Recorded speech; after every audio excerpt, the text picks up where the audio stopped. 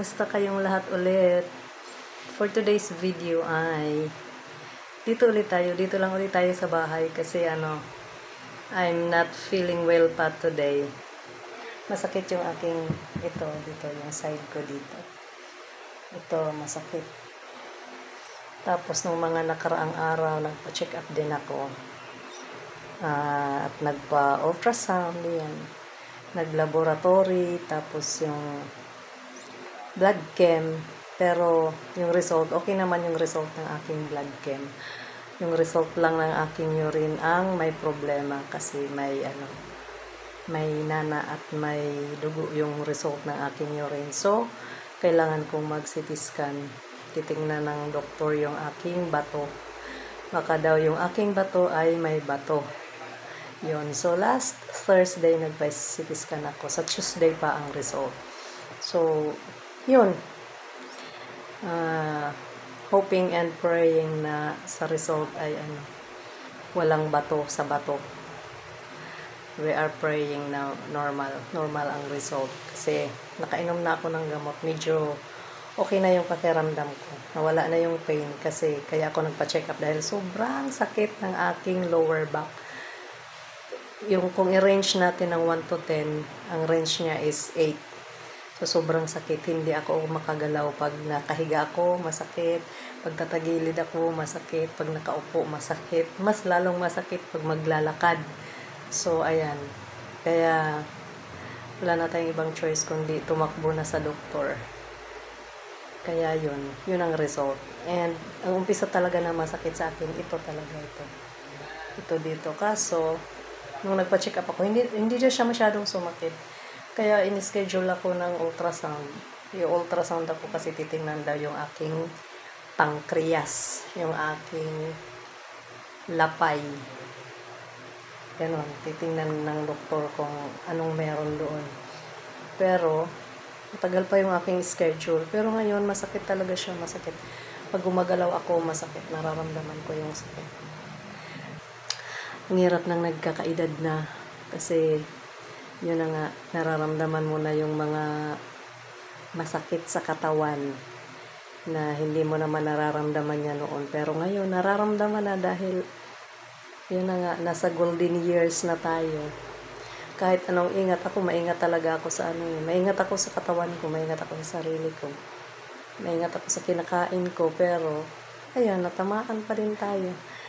Hindi natin alam anong talagang cause, pero naniniwala ako na kaya kong malampasan to. Kaya ko to. Malakas ako. I am strong.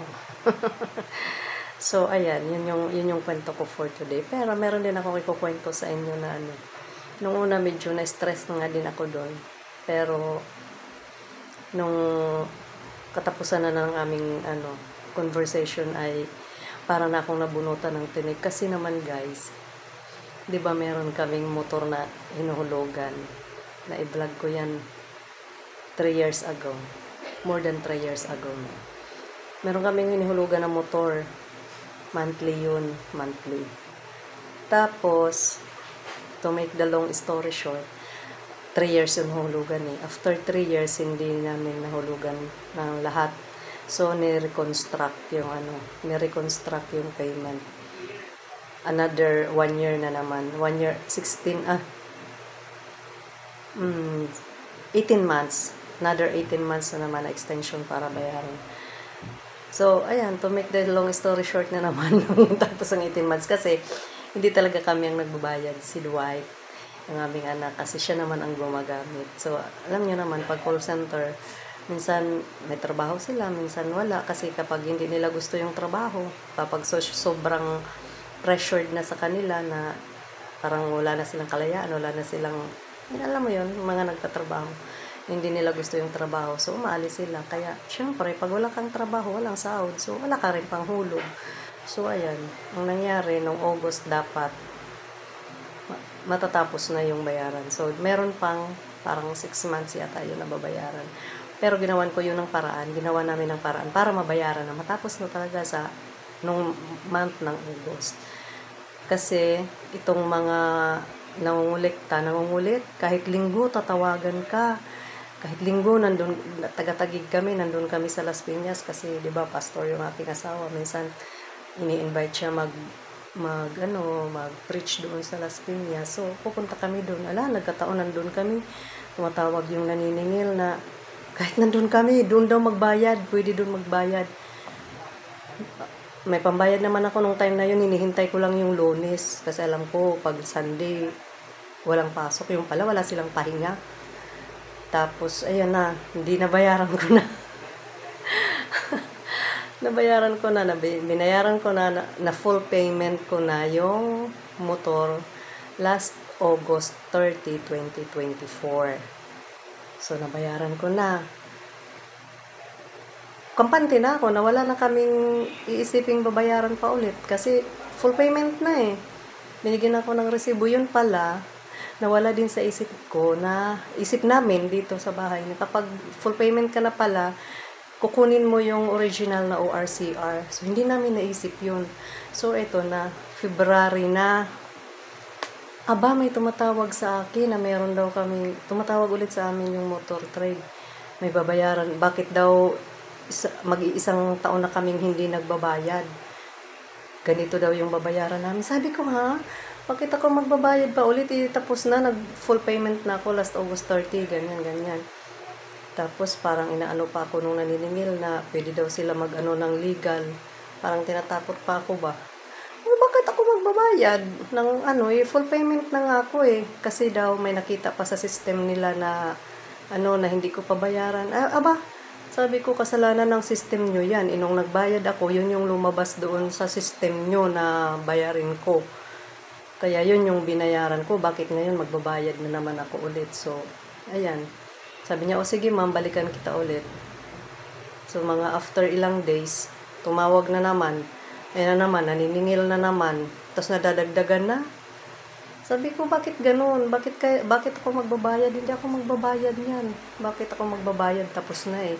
Nabayaran na. Sabi ko pakausap ng supervisor mo. O sinong mataas dyan sa inyo, pinakamataas dyan sa inyo, pakausap ako, mag-usap kami. O sige ma'am, balikan kita. So ayun na nga, nung February 24, 2024, may nag-miss call sa cellphone ko. Hindi ko nasagot kasi naglalaba ako. Nandun ako sa laundry area. Hindi ko hawak ang cellphone. Tapos may text pa. So, ayan na naman, umabot na ng 8,000 plus yung aking utang sa kanila. Kasi kailangan ko na daw talagang bayaran. Kung hindi, kukunin na nila yung motor. So, tumawag.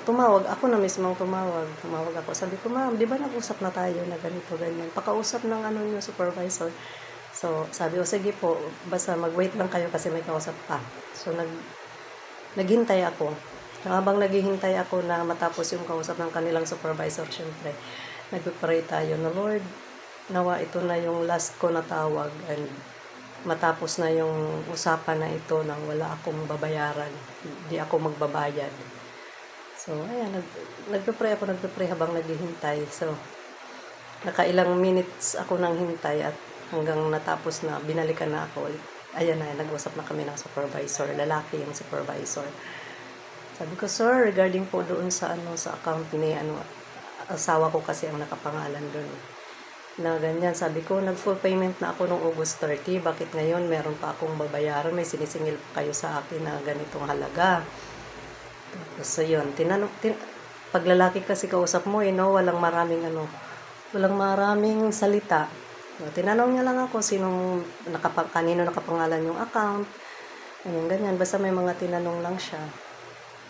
Kasi ako ang lagi pag-usap sa kanila dahil yung asawa ko nagtatrabaho. Pero alam na nila yun. Lagi pag nagbabayad, ako talaga ang nagbabayad. Kaya tinanong lang sino ako. Sabi ko asawa ko nang nakapangalan dyan sa account niya. So, yun. Tapos, sige ma'am, wait lang po titingnan ko, ganyan. So, naririnig ko pa nag-ano ng computer yung kausap ko. Tapos, mga after 3 minutes siguro, binalikan ako. Hello ma'am. Sabi ko po sir. Sige ma'am, punta ka doon sa kung saan mo kinuha yung unit. Tapos, pwede nyo nang kunin yung inyong original ORCR. So, ay, Diyos ko, para talaga akong, para akong nabunutan ng tinik. Kasi nung nabasa ko pa lang yung text, alam nyo ba, yung hindi ko, parang nag-init yung katawan ko nung nabasa ko yung text na gano'n na 8,000 plus pa yung babayaran, tapos kukunin na rin nila yung motor, parang gusto ko na talagang mang-away. Nagpipigil lang talaga. Buti na lang meron tayong pagpipigil sa sarili. So, ayan, balik na tayo. So, sabi ko, sir, pwede bang from now on, or tomorrow, or sa other day, pwede na namin makuha yung yung original ORCR. Sabi, ay hindi pa ma'am, kasi di pa makita dito sa sa system. Siguro mga second week of March pa. So, ayan. At kaya salamat talaga, sir. Grabing pasalamat ko talaga doon sa supervisor kasi at syempre, pasalamat din ako sa Lord kasi, yun na, wala akong babayaran, wala kaming babayaran na, and makukuha na namin yung original na ORCR kasi, buti na lang din ganun ang nangyari, na ganun. Kasi kung hindi, di namin alam na may ORCR pa pala na kukunin ng original. Tapos hindi sila nag-reach out sa akin na ganun.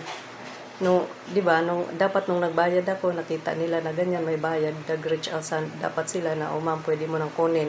Or kung meron akong penalty, meron akong babayaran, hindi dapat na-reach out nila ako agad-agad. Hindi yung pinaabot pa nila ng after 6 months, saka pa nila ako kinuntak. Pero ganun pa man, okay lang na ganun din na lang din ang nangyari kasi, ayun, nalaman namin, na-discover namin na kukunin pa pala namin yung aming original ORCR. O, di ba? Kailangan mo nang may ganong sitwasyon, may ganong pangyayari para malaman natin yung yung totoong yung legal na process ba na yun.